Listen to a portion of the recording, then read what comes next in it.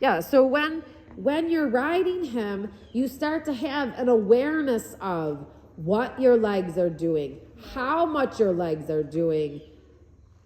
If you're sitting center, because if you're not center, your legs are going to have to be used harder. Okay, so when the horse cannot adjust underneath you with a decent leg application, because sometimes it's a little more than there's all variances. So sometimes you need a little bit more squeeze to move, or so if you're collapsed in your hips and you are not in the center of your horse, your legs are not effective as much. They're going to create the opposite reaction that you want. Which is why when we do certain things, the horse does the opposite of what we're trying to go for, because it's counterintuitive. But a lot of times we end up being crooked up on the top, which doesn't allow for the horse to make the proper adjustments underneath. That's why learning to stay in the center and being in the middle and having your thighs open and an open seat and sitting more towards your tailbone and your pubic bone up are all reasons for you to stay more in the center.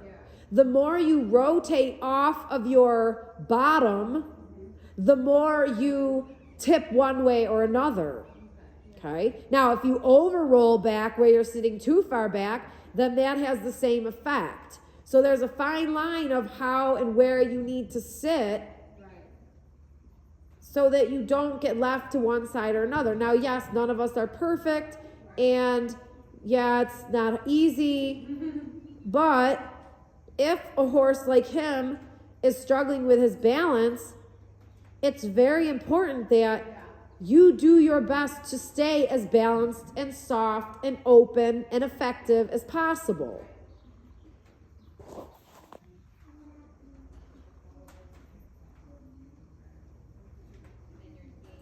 And then, consistently keeping a rhythm. You have to softly maintain your following rhythm with the hind legs, right?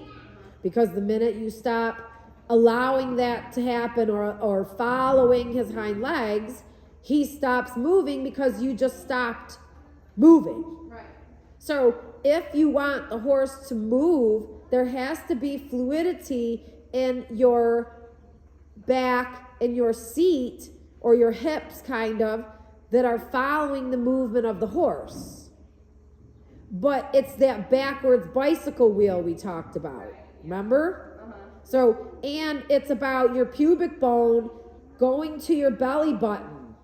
Bring it up, because then you can keep that rhythm with your back like this, like the backwards wheel. The minute your pubic bone drops a little bit, it changes your rhythm this way.